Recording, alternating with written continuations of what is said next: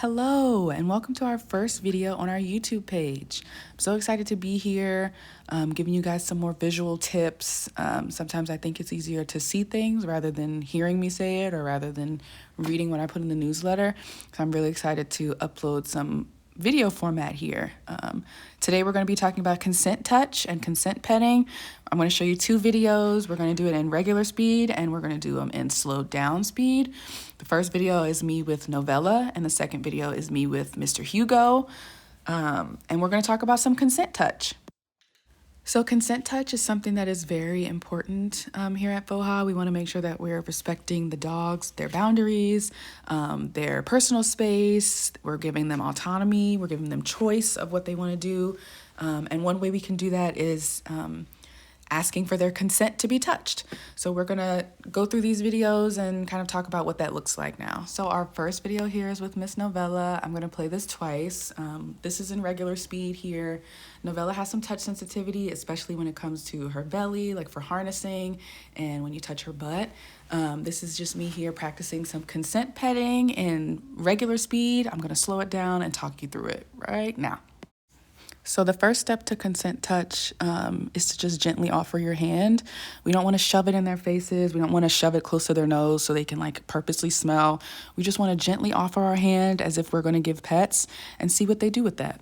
You can see here that I offer my hand. Novella takes her nose and pushes my hand up on top of her head. So I'm going to go ahead and give her some scritches and some pets. I don't want to overwhelm her, so I'm just going to do maybe, 10 seconds or so of some petting and then take my hand away. And this is where the autonomy and choice comes in. I'm allowing her to choose, do you still want this to continue or do you want me to stop? So you can see here that when I stopped petting her, she puts her head back on top of my hand. She's kind of mushing her head into my hand right here. So I'm going to take this as she does want pets to continue. So it may be a little hard to tell, but right now in the video, I am scratching her chest a little bit. And right here, you can see that she moves her head. She puts her head back under my hand and she moves my hand. So what I'm taking from that is Novella is saying, I want you to pet me, but I don't want you to pet my chest. So I'm going to move your hand off of my chest and put it back where I want you to pet me, which is my head and my chin. And you can see here, she is happily accepting the pets once I move from where she told me to.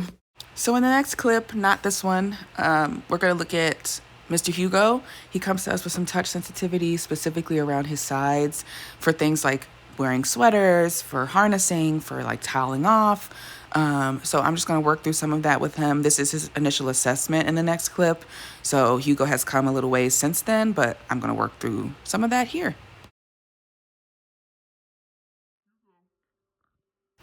Okay, so I'm just going to slow this clip down with Hugo. It's a longer clip, so we'll just go through it once.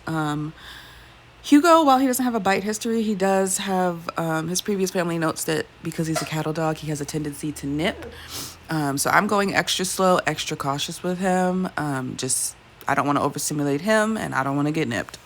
So the way I've started here is just a few, even less than 10 seconds, a few 4 or 5 scratches on his butt. Just to see if that will solicit any attention.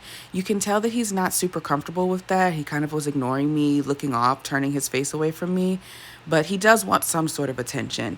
So he sits down in front of me, and because I know that he has some sensitivities around his side area, I'm going to go ahead and give him some gentle scratches on his neck.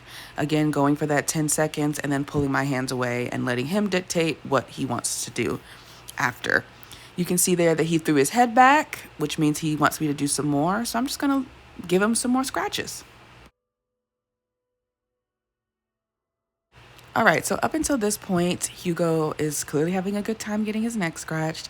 Every time I pull my hands away, he immediately throws his head back and asks for more. In this upcoming part here, I'm going to take my hands away and he's going to contemplate for a second. You can see him kind of thinking, do I want to continue? He's looking out the window, just kind of thinking about something. In those moments, I am not going to just assume that because he wanted it in the past that he wants it now. So like you saw me do, I just waited to see if he was going to give me the signal, which he did. And then I went back into petting him. So Hugo seems to be okay with his neck being scratched. I am about to push him a little bit and see what he thinks about his sides being touched. I know that this is a sensitive area for him.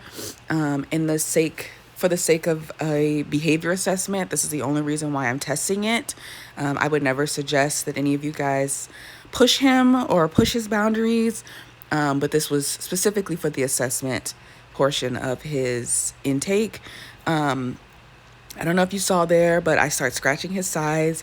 He is very clearly uncomfortable with that. He gives me a head turn and he physically moves his body till I get my hands off of his side. And we can replay that clip so we can talk about it. Okay, so here I am just scratching Hugo's neck a little bit. I am going to move to scratching his sides. And right here, he gives me a head turn.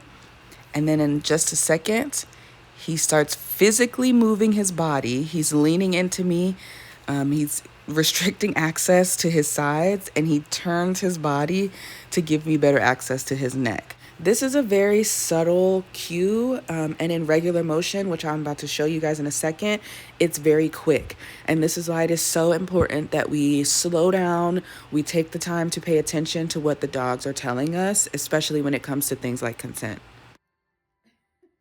Okay, so you can see here that once I take my hands off of Hugo's side, he sits down and resets for more neck scratches. He is kind of getting to the end of his affection time, I guess. So he stands up here, he shakes off, and then I'm just going to pay him in treats for even letting me touch him at all. So I just toss him a treat, and that's the end of our session. So thanks for joining us in this first video. I promise they'll get better as we go along. I hope you guys learned some stuff. Let's continue to practice consent petting and consent touch. We want all our dogs to feel comfortable, just as comfortable as we want other humans to make us feel is how we should, be treating our animals as well. If you have any questions, any comments, any concerns, or any ideas of what you may want to see next, feel free to reach out to us or find us on campus. And oh my gosh, soup. Lovely way to end the video. Bye, guys.